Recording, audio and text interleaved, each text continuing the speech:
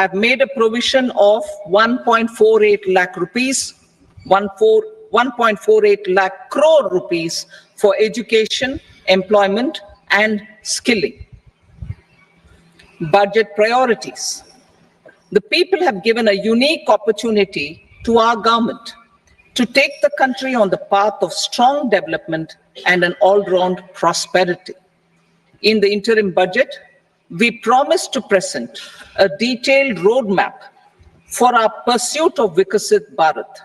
In line with the strategy set out in the interim budget, this budget envisages sustained efforts on the following 9 priorities for generating ample opportunities for all. Number 1, productivity and resilience in agriculture. Number 2, employment and skilling. Number 3, inclusive human resource development and social justice. 4, manufacturing and services. 5, urban development. 6, energy security. 7, infrastructure.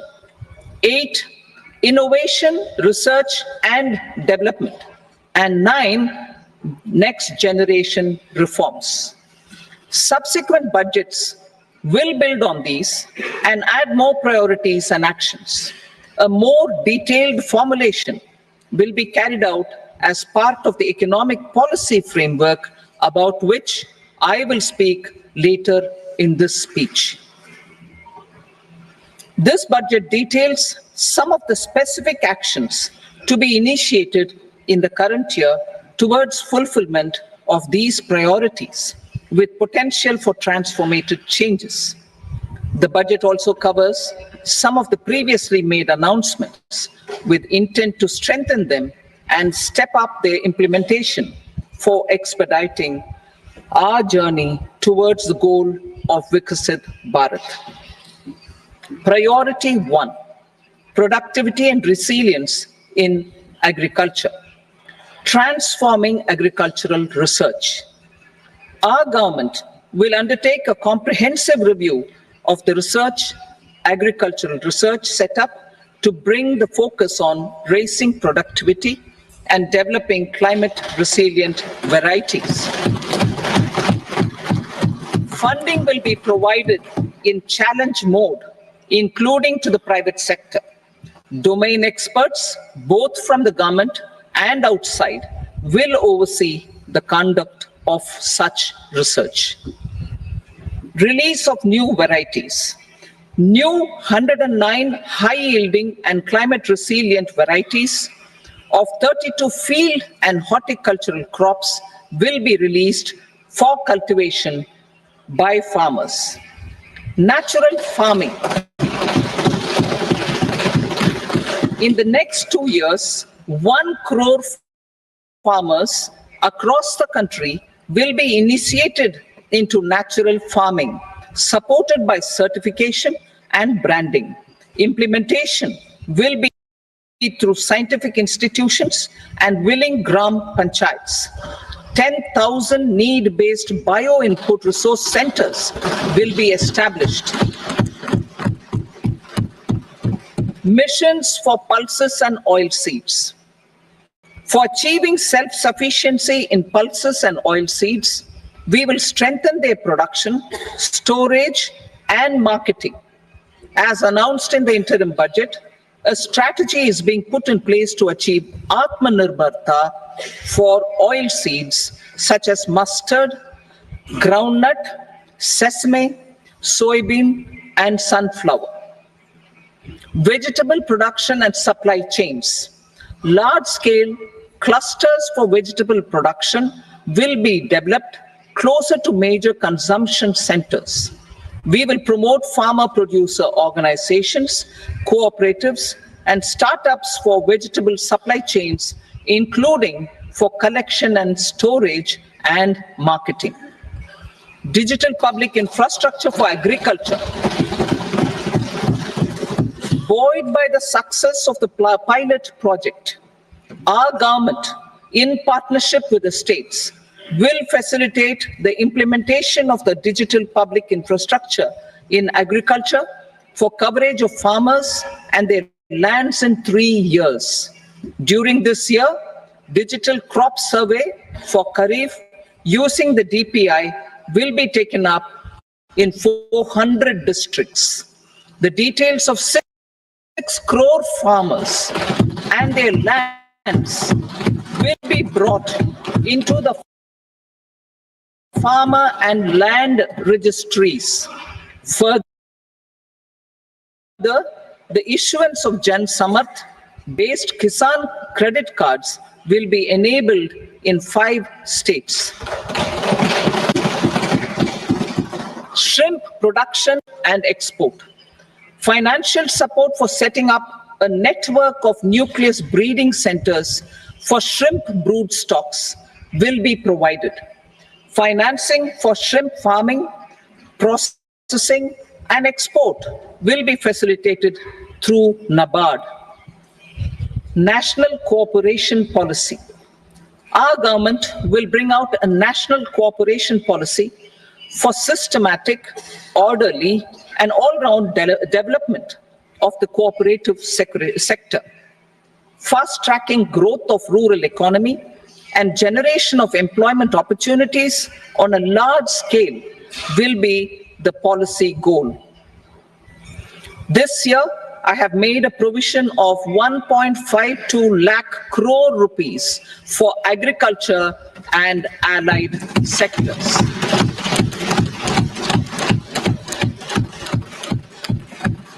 Priority 2, employment and skilling. Employment-linked incentive.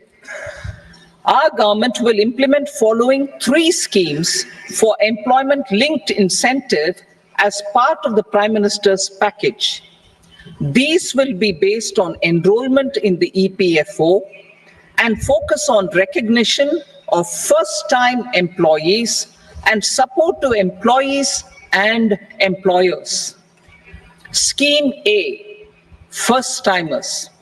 This scheme will provide 1 month wage to all persons newly entering the workforce in all formal sectors.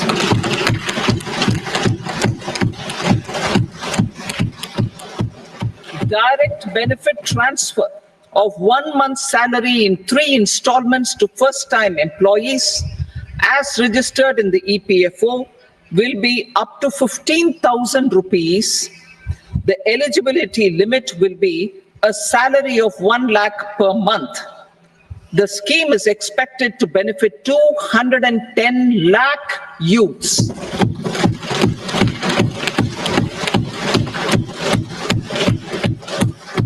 Scheme B, job creation in manufacturing. This scheme will incentivize additional employment in the manufacturing sector linked to the employment of first-time employees.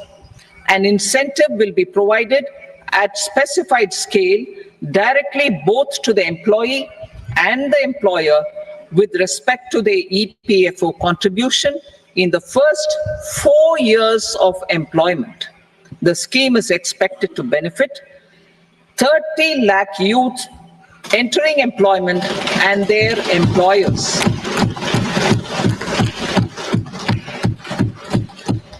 Scheme C, support to employers.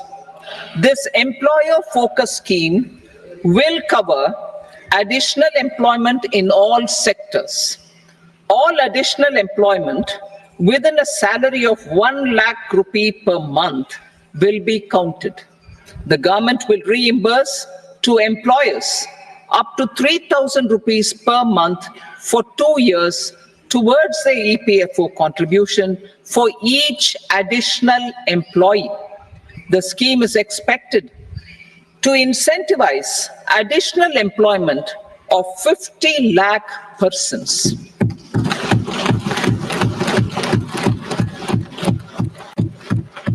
Participation of women in the workforce. We will facilitate higher participation of women in the workforce through setting up of working women hostels in collaboration with industry and establishing creches. In addition, the partnership will seek to organize women-specific skilling programs and promotion of market access for women SHG enterprises. Skilling program. I'm happy to announce a new centrally sponsored scheme as the fourth scheme under the Prime Minister's package for skilling in collaboration with state governments and industry. 20 lakh youth will be skilled over a 5-year period.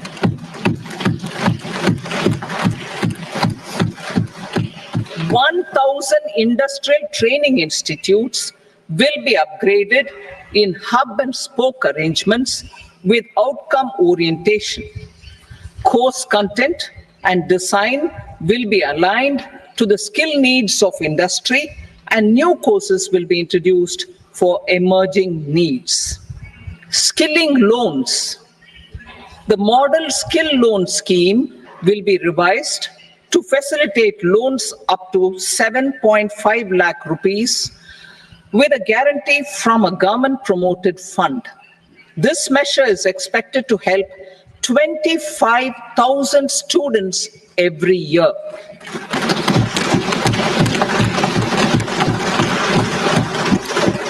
Education loans. For helping our youth who have not been eligible for any benefit under government schemes and policies, I'm happy to announce a financial support for loans up to 10 lakh rupees for higher education in domestic institutions.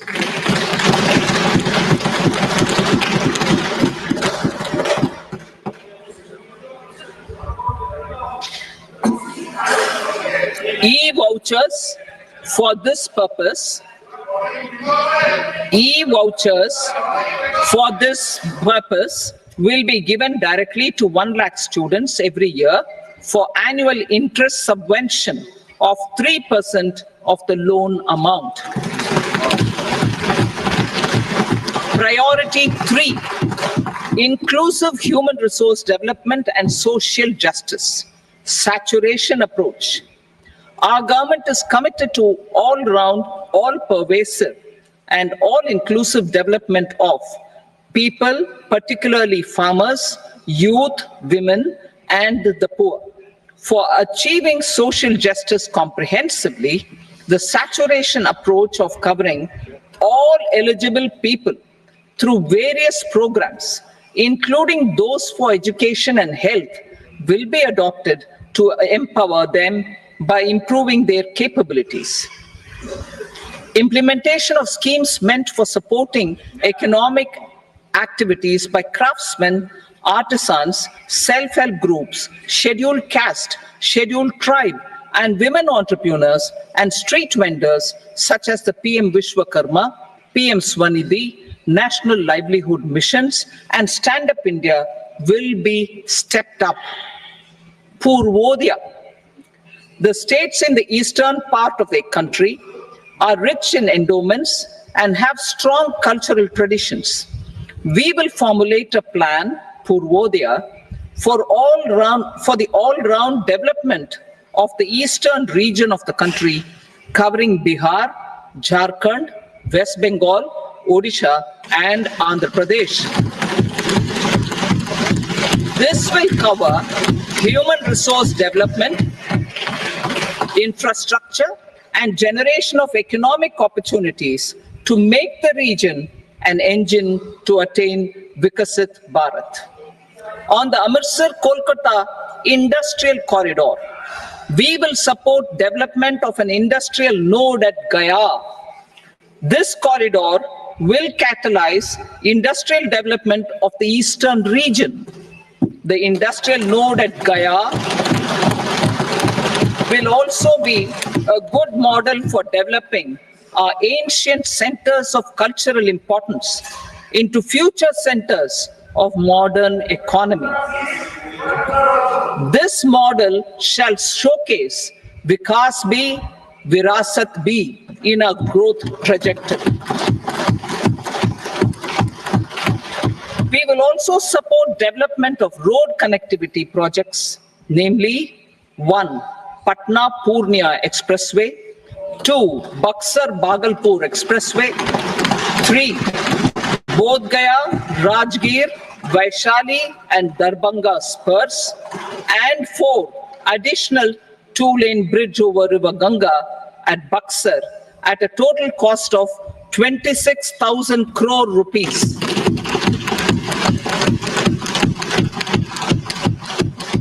Power projects, including setting up of a new 2,400 megawatt power plant at Peer Painti, will be taken up at a cost of 21,400 crore rupees.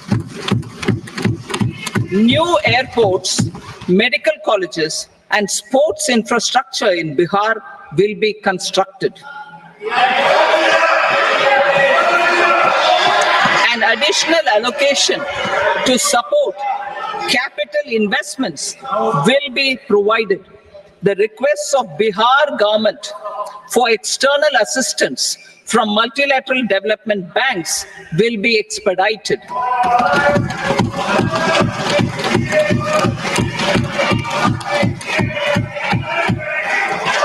Andhra Pradesh Reorganization Act.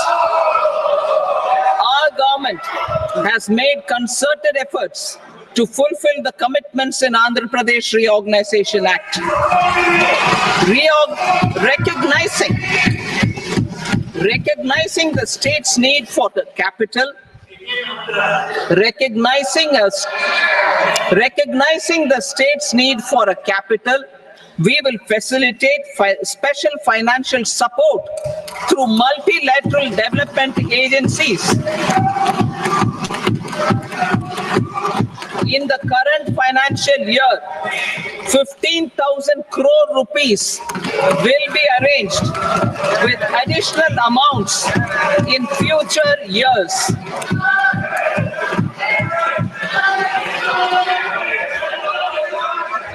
Our government is fully committed to financing and early completion of the Polavaram irrigation project, which is the lifeline for Andhra Pradesh and its farmers. This will facilitate our country's food security as well. Under the Andhra Pradesh Reorganization Act, for promoting industrial development, funds will be provided for essential infrastructure such as water, power, railways, and roads in Kopparthi node on the Visakhapatnam-Chennai industrial corridor and Varavakal node on the Hyderabad-Bangalore industrial corridor. An additional allocation will be provided this year towards capital investment for economic growth. Grants for backward regions of Rayalaseema, Prakasham, North Coastal Andhra, as stated in the Act, will be provided. PM Awas Yojana. 3 crore additional houses under the PM Awas Yojana in rural and urban areas in the country have been announced, for which the necessary allocations are being made. Women-led development. For promoting women-led development, the budget carries an allocation of more than 3 lakh crore for schemes benefiting women and girls. This signals our government's commitment for enhancing women's role in economic development. Pradhan Mantri Janjatiya Unnat Gram Abhiyan. For improving the socio-economic condition of tribal communities, we will launch the Pradhan Mantri Janjatiya Unnat Gram Abhiyan by adopting saturation coverage for tribal families in tribal majority villages and aspirational districts.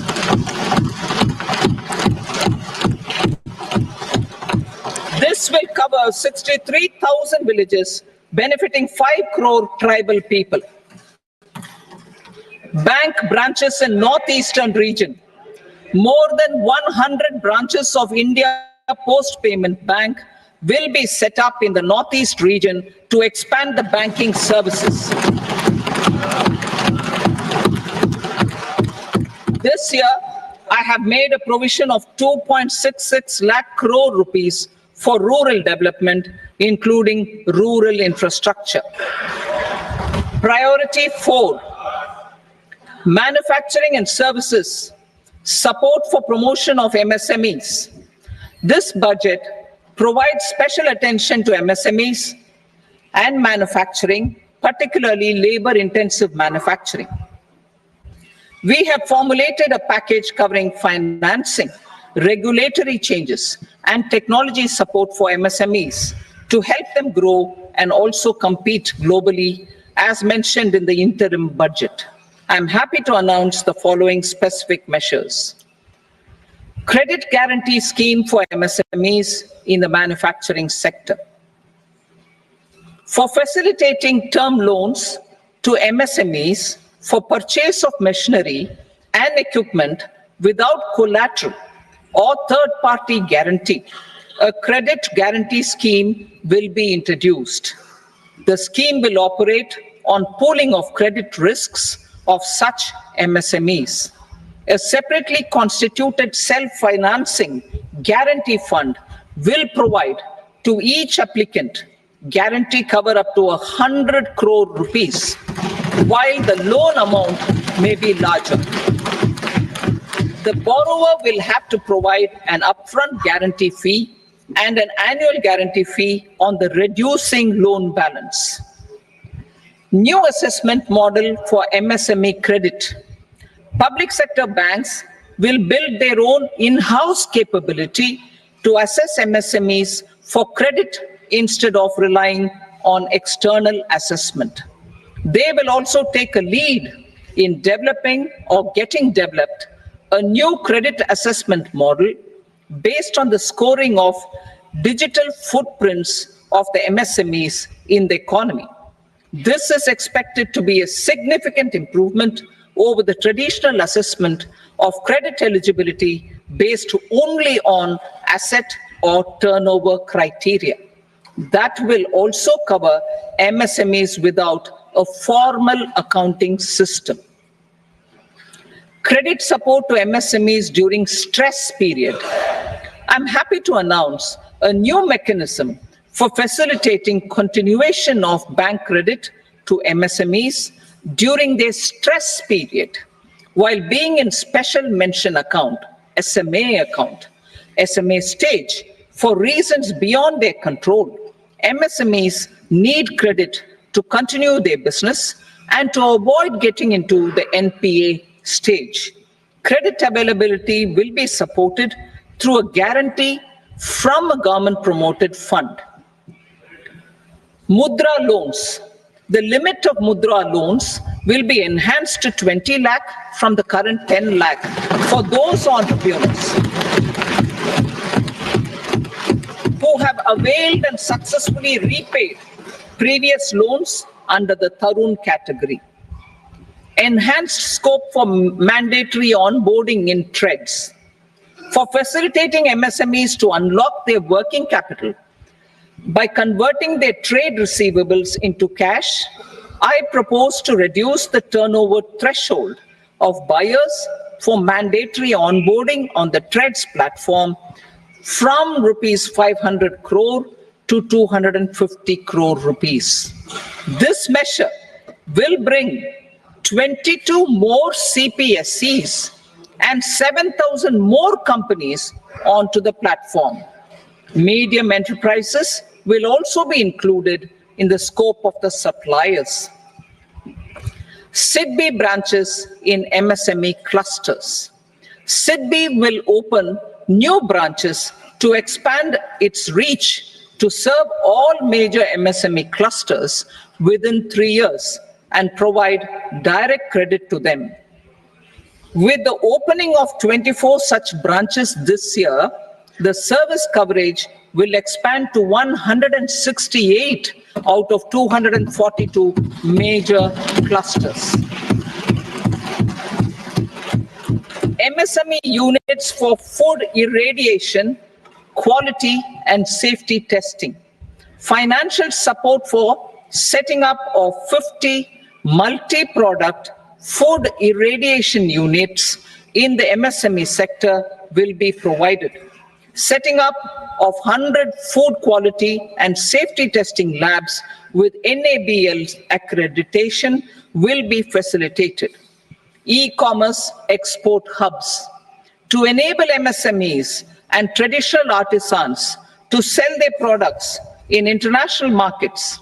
E-commerce export hubs will be set up in public-private partnership mode. These hubs, under a seamless regulatory and logistic framework, will facilitate trade and export-related services under one roof.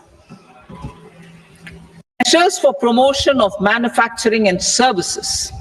Internship in top companies.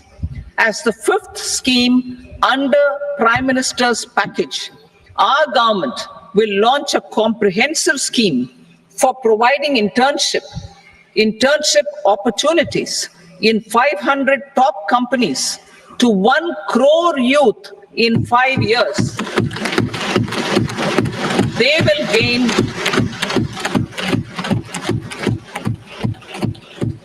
will gain exposure for 12 months to real-life business environment, varied professions, and employment opportunities. An internship allowance of 5,000 per month, 5,000 rupees per month, along with a one-time assistance of 6,000 rupees will be provided. Companies will be expected to bear the training cost and 10% of their internship cost from their CSR funds. Industrial parks. Our government will facilitate development of investment-ready, plug-and-play industrial parks with complete infrastructure in or near 100 cities in partnership with the states and private sector by better using town planning schemes. 12 industrial parks under the National Industrial Corridor Development Program also will be sanctioned.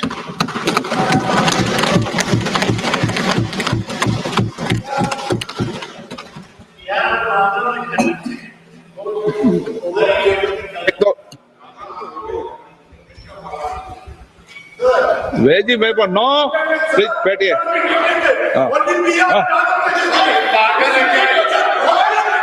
Rental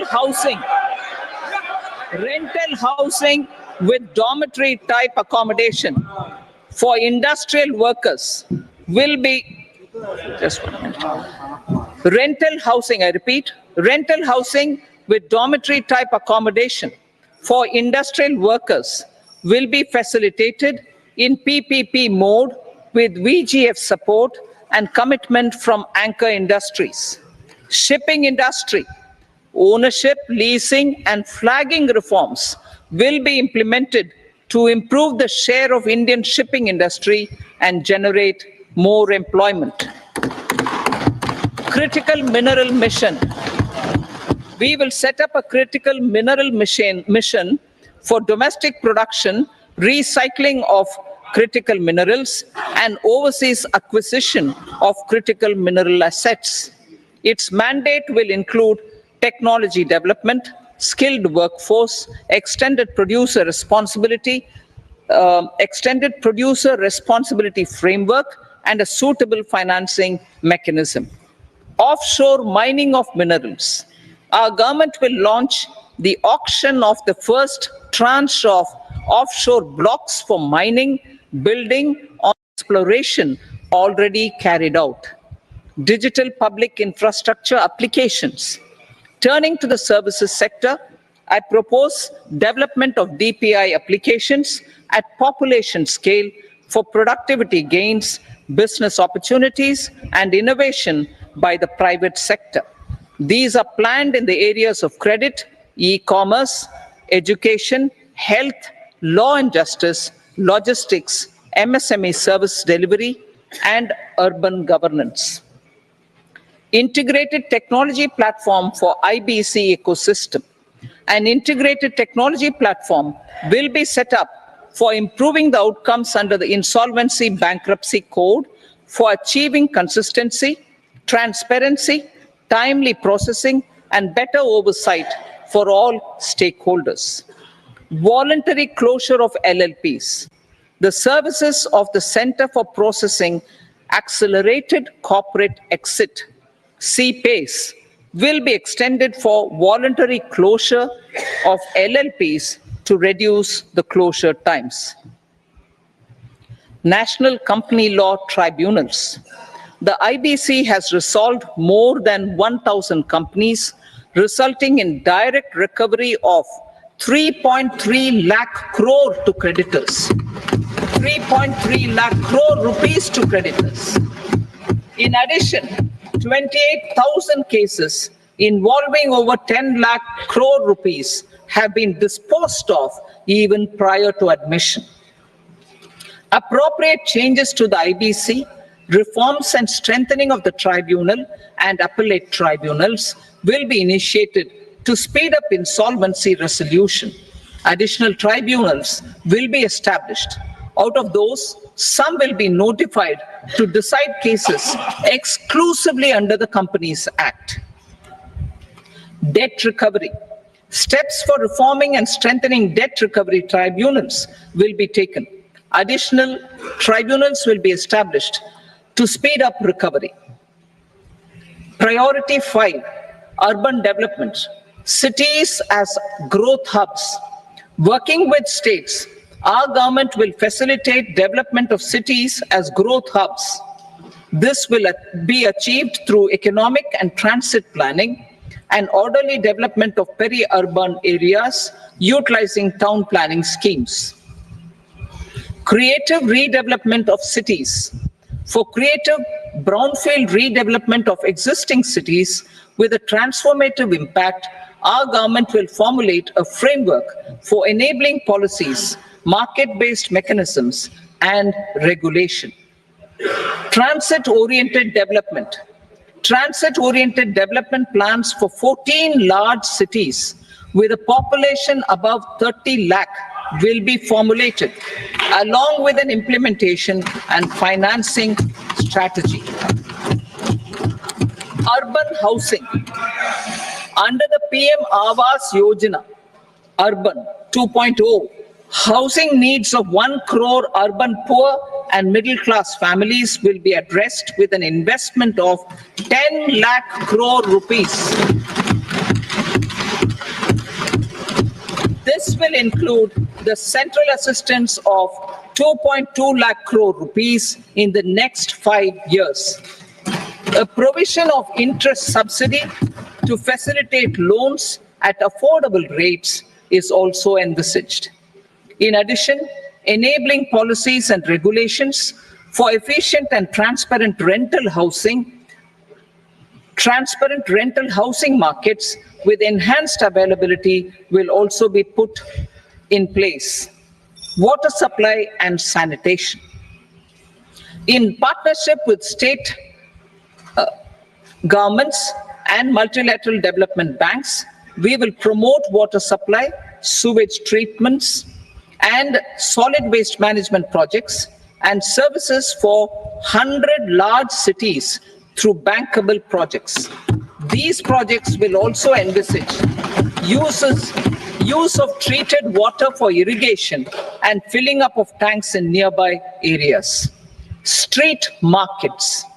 Building on the success of PM Swanidhi scheme in transforming the lives of street vendors, our government envisions a scheme to support each year over the next 5 years the development of 100 weekly hearts or street food hubs in select cities. Stamp duty.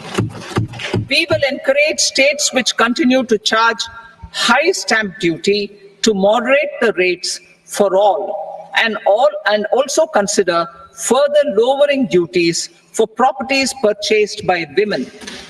This reform will be made an essential component of urban development schemes. Priority 6, energy security, energy transition. In the interim budget, I had announced our strategy to sustain high and more resource-efficient economic growth, along with the energy security in terms of availability, accessibility, and affordability.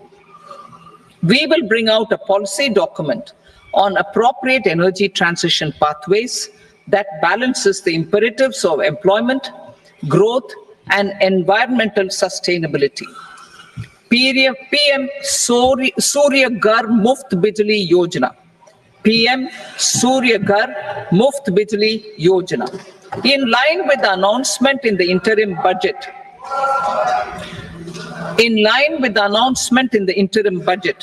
PM Surya Ghar Muft Bijli Yojana has been launched to install rooftop solar plants to enable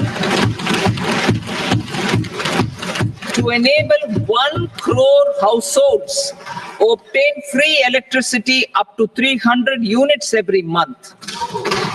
The scheme has generated remarkable response with more than 1.28 crore registrations and 14 lakh applications, and we will further encourage it. Pumped storage policy. A policy for promoting pumped storage projects will be brought out for electricity storage and facilitating smooth integration of the growing share of renewable energy with its variable and intermittent nature in the overall energy mix. Research and development of small and modular nuclear reactors.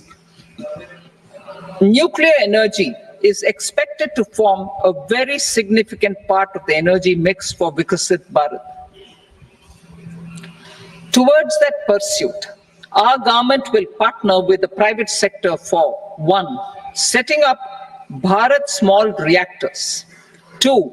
Research and development of Bharat Small Modular Reactor, and 3. Research and development of newer technologies for nuclear energy. The R&D funding announced in the interim budget will be made available for this sector also. Advanced ultra supercritical thermal power plants. The development of indigenous technology for advanced ultra supercritical thermal power plants with much higher efficiency has been completed. A joint venture between NTPC and BHEL will set up a full-scale 800 megawatt commercial plant using AUSC technology. The government will provide the required fiscal support. Moving forward, development of indigenous capacity for the production of high-grade steel and other advanced metallurgy materials for these plants will result in strong spin-off benefits for the economy. Roadmap for hard-to-abate industries. A roadmap for moving the hard-to-abate industries from energy efficiency targets to emission targets will be formulated. Appropriate regulations for transition of these industries from the current perform, achieve, and trade mode to Indian carbon market mode will be put in place. Support to traditional micro and small industries. An investment-grade energy audit of traditional micro and small industries in 60 clusters, including brass and ceramic, will be facilitated.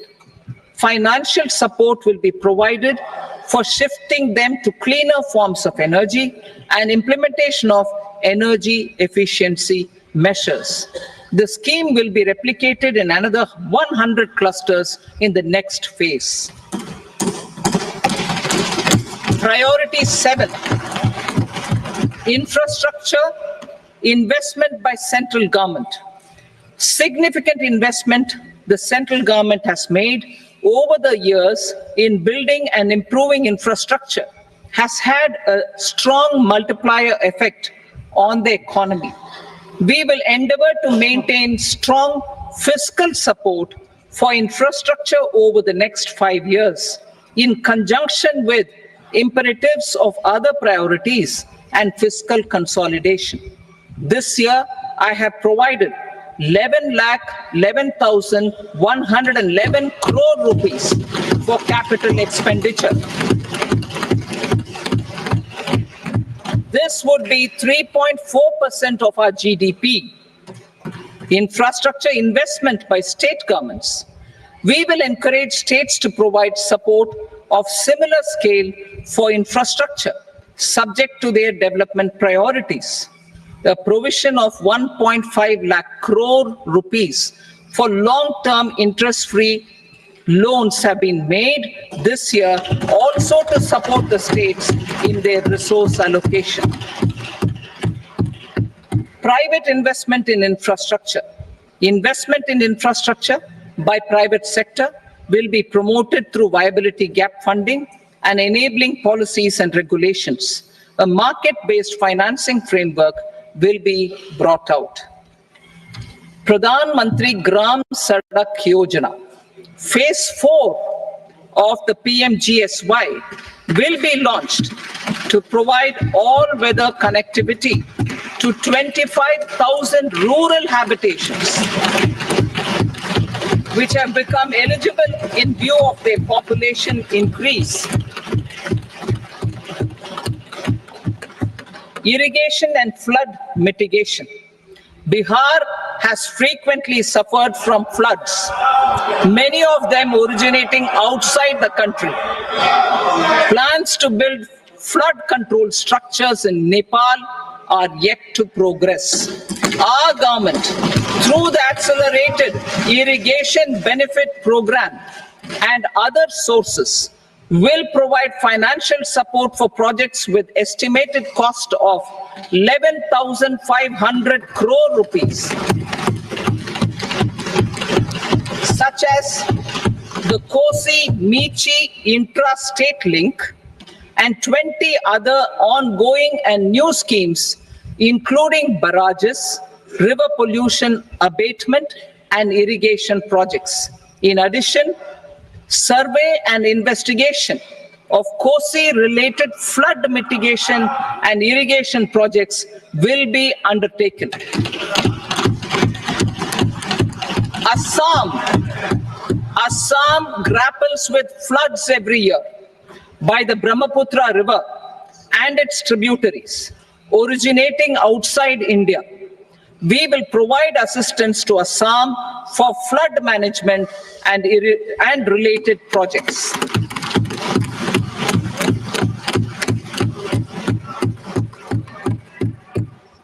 Himachal Pradesh suffered extensive losses due to floods last year. Our government will provide assistance to the state for reconstruction and rehabilitation through multilateral development assistance.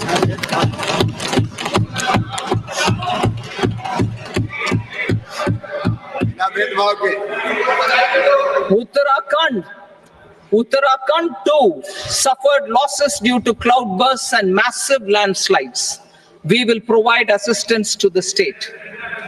Recently, Sikkim witnessed devastating flash floods and landslides that wreaked havoc across the state. Our government will provide assistance to the state. Tourism. Tourism has always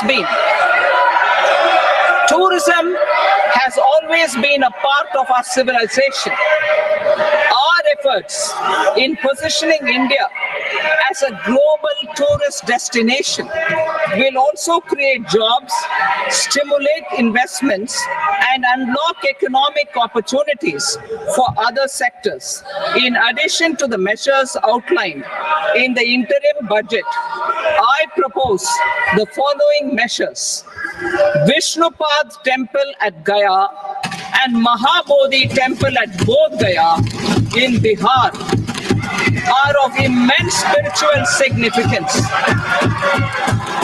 Comprehensive development of Vishnupad's temple corridor and Mahabodhi temple corridor will be supported, modeled on the successful Kashi Vishwanath temple corridor to transform them into world-class pilgrim and tourist destinations.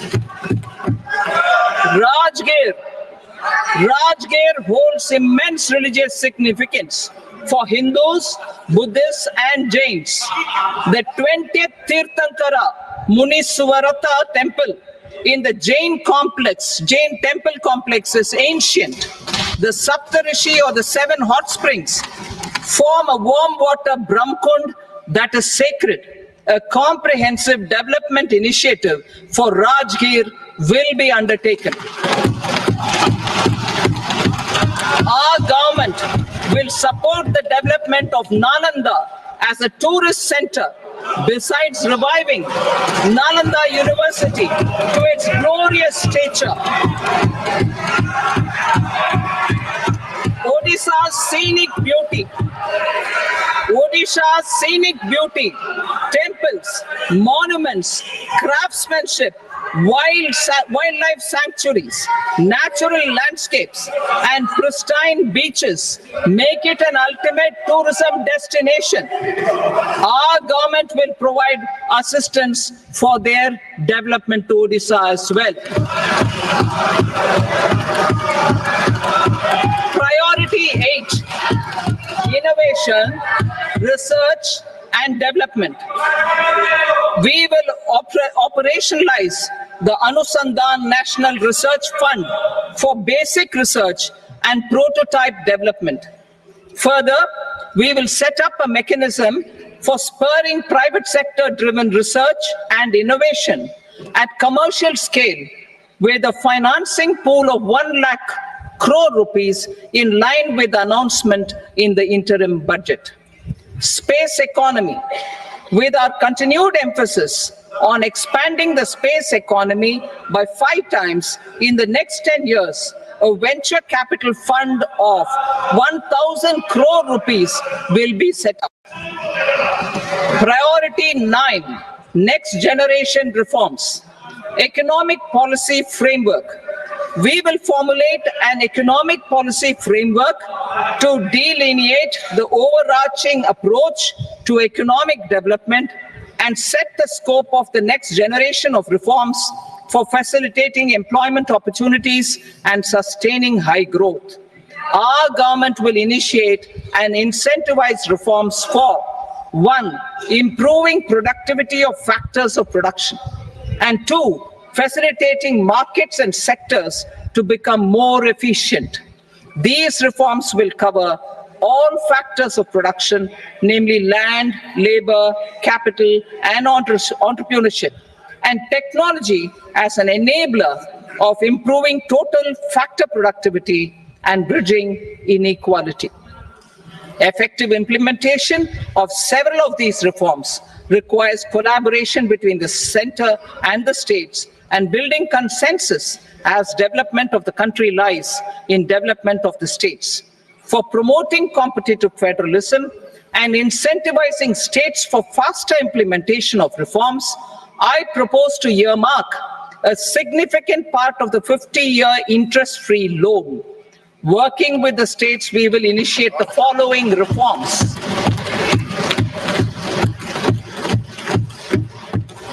Land-related reforms and actions, both in the rural and urban areas, will cover land administration, will cover 1, land administration, planning and management, and 2, urban planning usage and building bylaws.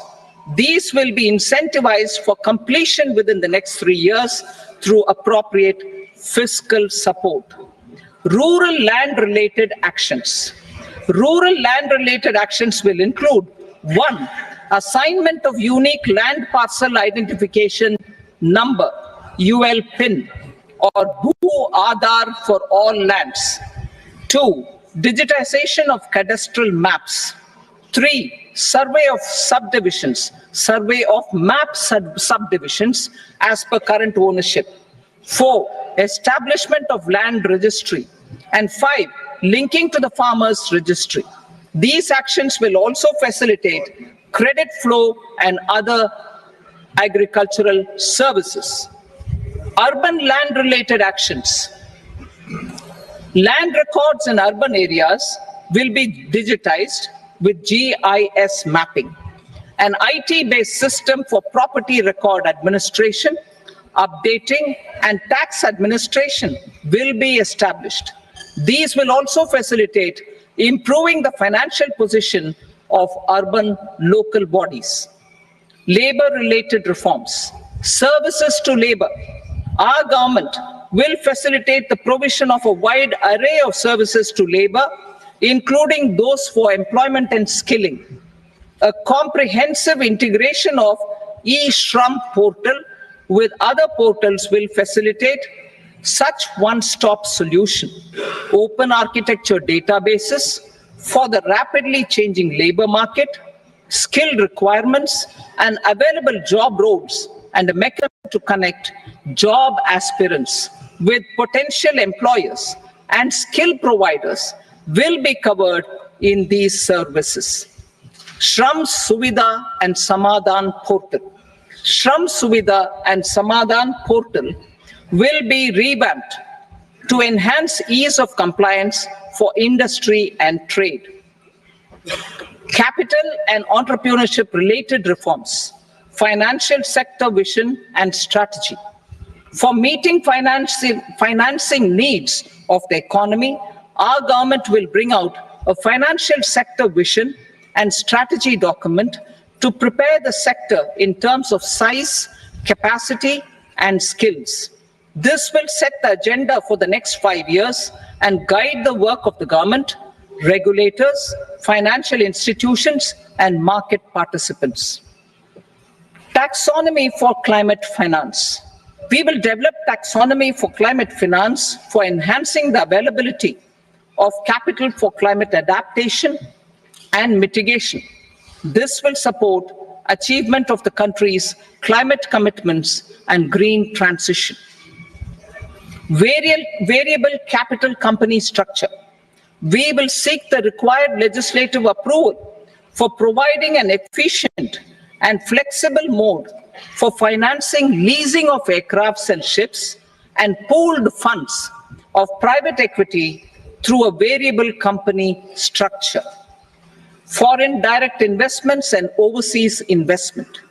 The rules and regulations for foreign direct investment and overseas investments will be simplified to 1. Facilitate foreign direct investments, 2. Nudge prioritization, and 3. Promote opportunities for using Indian rupee as a currency for overseas investment. NPS Vatsalya. NPS Vatsalya, a plan for contribution by parents and guardians for minors, will be started. On attaining the age of majority, the plan can be converted seamlessly into a normal NPS account. Use of technology. We have successfully used technology for improving productivity and bridging inequality in our economy during the past 10 years. Public investment in digital infrastructure and innovations by the private sector have helped in improving access of all citizens, particularly the common people, to market resources, education, health, and services. We will step up adoption of technology towards digitalization of the economy. Ease of doing business. For enhancing ease of doing business, we are already working on the Jan Vishwas Bill 2.0. Further, states will be incentivized for implementation of the business reforms, action plans, and digitalization. Data and statistics. For improving data governance, collection, processing and management of data and statistics, different sectoral databases, including those established under the Digital India Mission, will be utilized with active use of technology tools. New pension scheme. The committee to review the NPS has made considerable progress in its work. I'm happy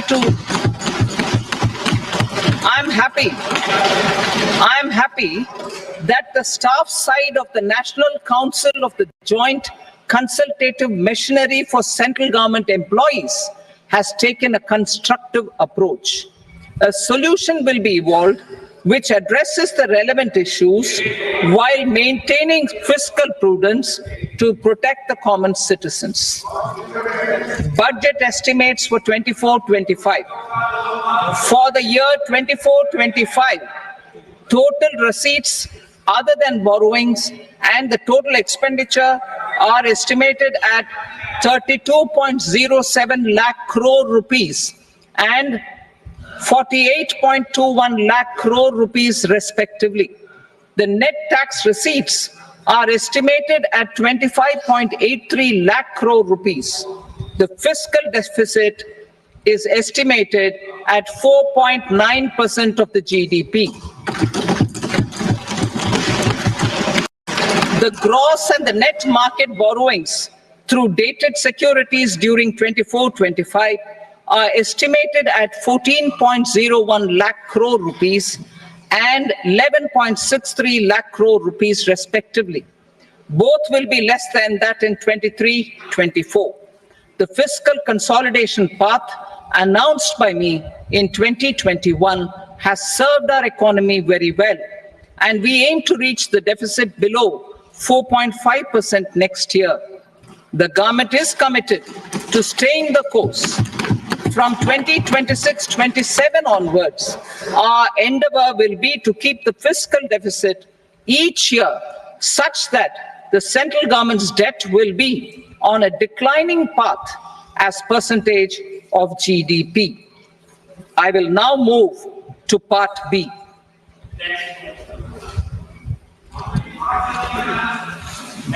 Indirect taxes. Sir, I start with GST.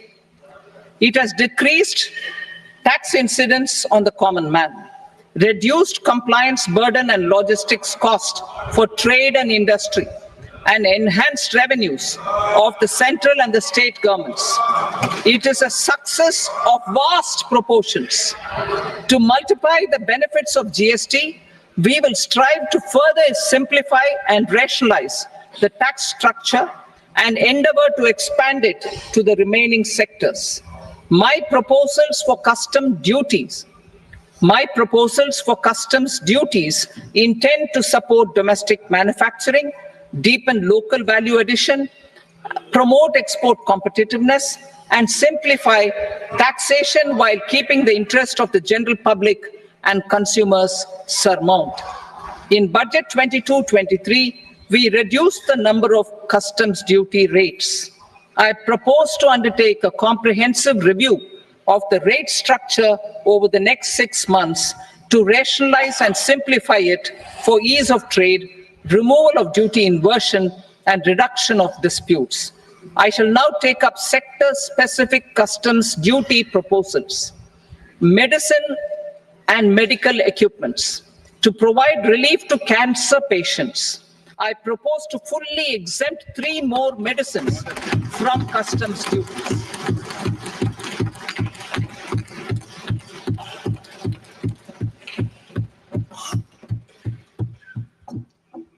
I also propose changes in the BCD on X-ray tubes and flat panel detectors for use in medical X-ray machines under the phased manufacturing program so as to synchronize them with the domestic capacity addition. Mobile phone and related parts. With a 3-fold increase in domestic production and almost a 100-fold jump in exports of mobile phones over the last 6 years, the Indian mobile industry has matured. In the interest of consumers, I now propose to reduce the BCD on mobile phone mobile PCBA, and mobile charger to 15%. Critical minerals. Minerals such as lithium, copper, cobalt, and rare earth elements are critical for sectors like nuclear energy, renewable energy, space, defense, telecommunications, and high-tech electronics. I propose to fully exempt customs duties on 25 critical minerals and reduce BCD on 2 of them. This will provide a major fillip to the processing and refining of such minerals and help secure their availability for these strategic and important sectors. Solar energy. Energy transition is critical in the fight against climate change. To support energy transition, I propose to expand the list of exempted capital goods for use in the manufacture of solar cells and panels in the country. Further, in view of sufficient domestic manufacturing capacity of solar gas, glass, and tinned copper interconnect, I propose not to extend the exemption of custom duties provided to them. Marine products. India's seafood exports in the last financial year touched an all-time high of more than 60,000 crores of rupees. Frozen shrimp accounted for about 2/3 of these exports. To enhance their competitiveness, I propose to reduce BCD on certain broodstock, polychaete worms, shrimp, and fish feed to 5%. I also propose to exempt customs duty on various inputs for manufacture of shrimp and fish feed. Leather and textile.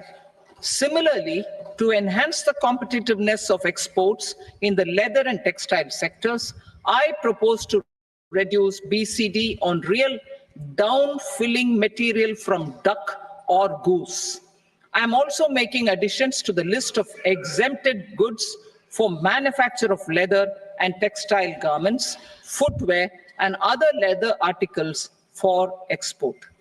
To rectify inversion in duty, I propose to reduce BCD subject to conditions on methylene diphenyl diisocyanate, MDI, for manufacture of spandex yarn from 7.5 to 5%. Furthermore, the export duty structure on raw hides, skin, and leather is proposed to be simplified and rationalized. Precious metals. To enhance domestic value addition in gold and precious metal jewelry in the country, I propose to reduce customs duties on gold and silver to 6% and that of platinum to 6.4%. Other metals, steel and copper are important raw materials. To reduce their cost of production, I propose to remove the BCD on ferronickel and blister copper. I am also continuing with nil BCD on ferrous scrap and nickel cathode and concessional BCD of 2.5% on copper scrap. Electronics.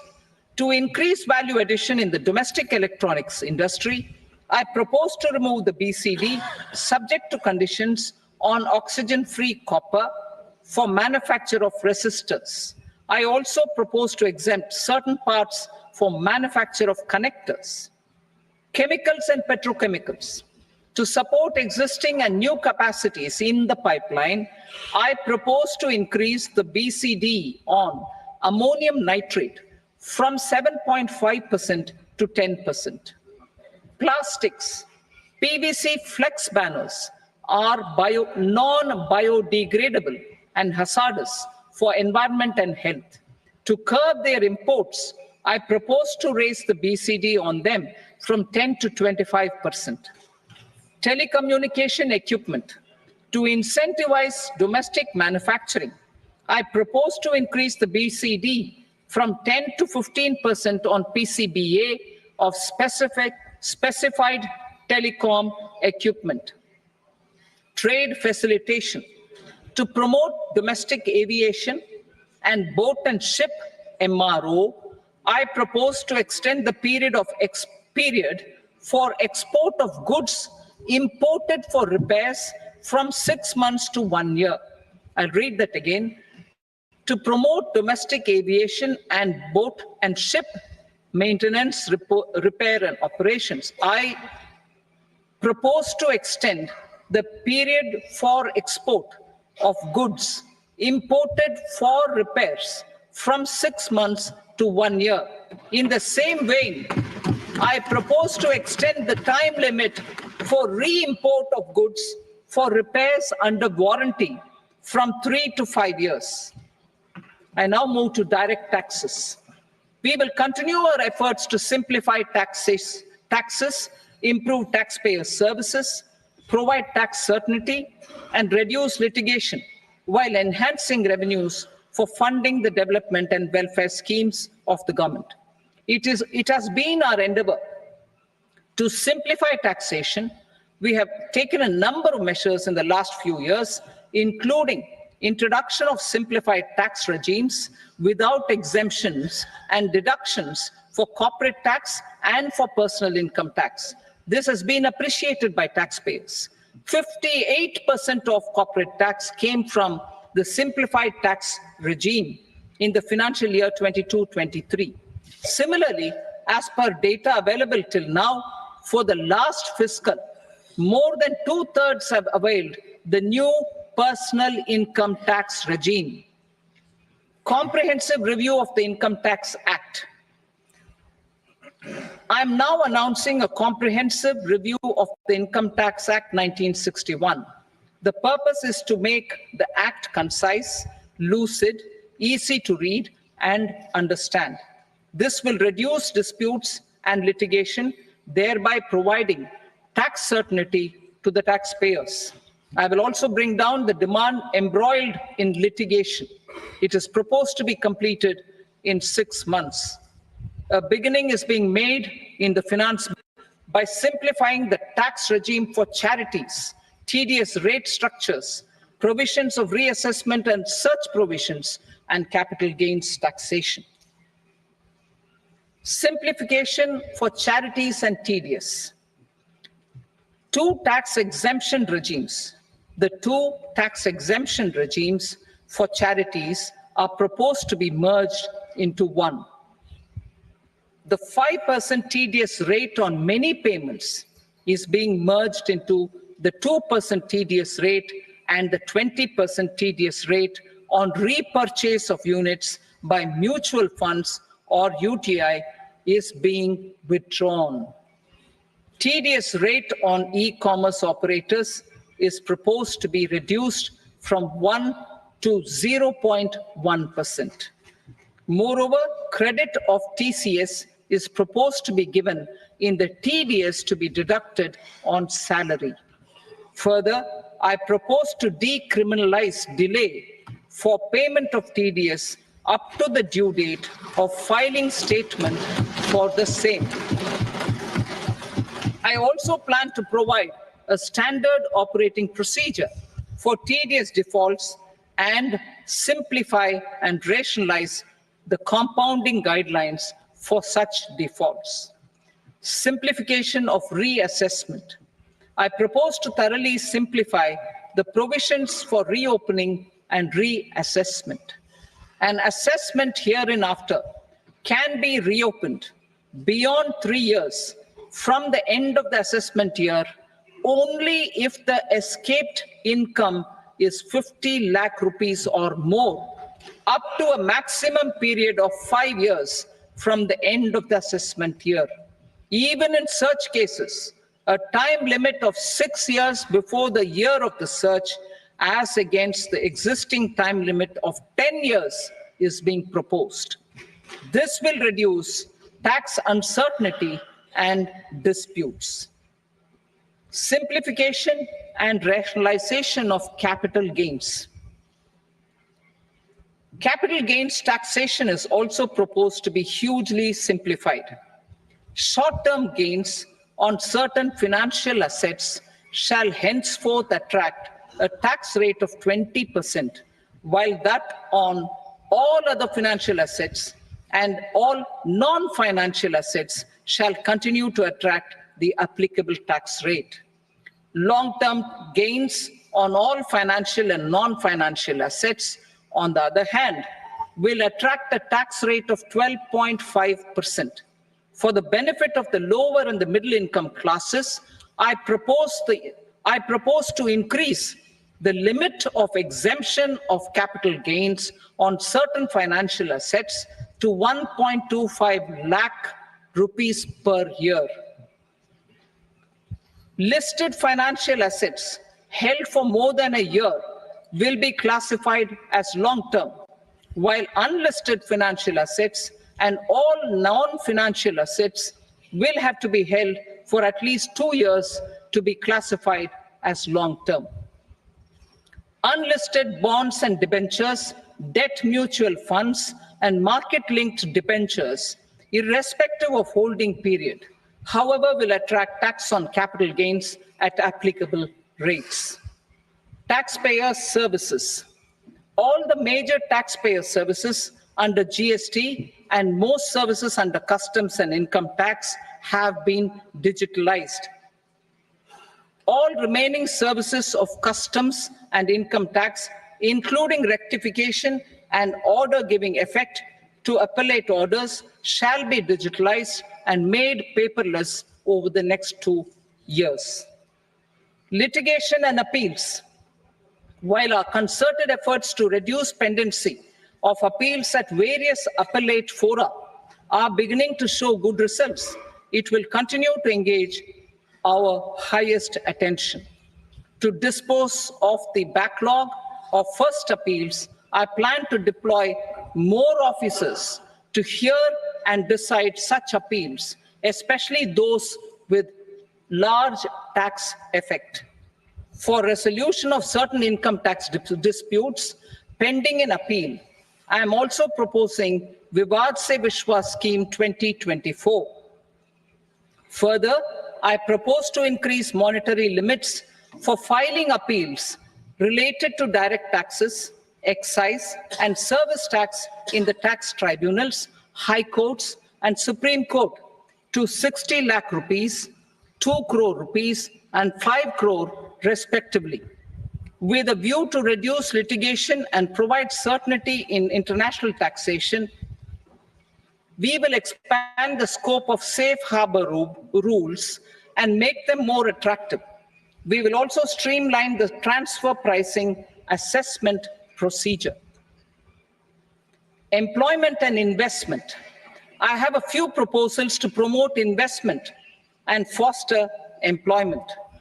First of all, to bolster the Indian startup ecosystem, boost the entrepreneurial spirit, and to support innovation, I propose to abolish the so-called angel tax for all classes of investors.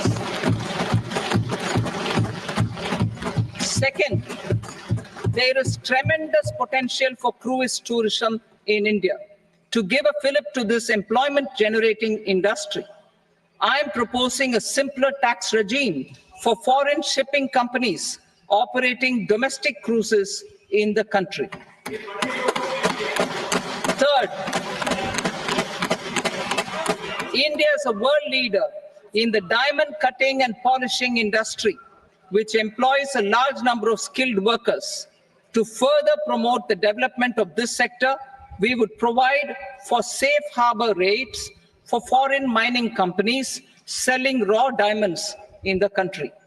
Fourth, to attract foreign capital for our development needs, I propose to reduce the corporate tax rate on foreign companies from 40 to 35%. Deepening the tax base. I have a couple of proposals for deepening the tax base. First, security transaction tax on futures and options of securities is proposed to be increased to 0.02% and 0.1% respectively.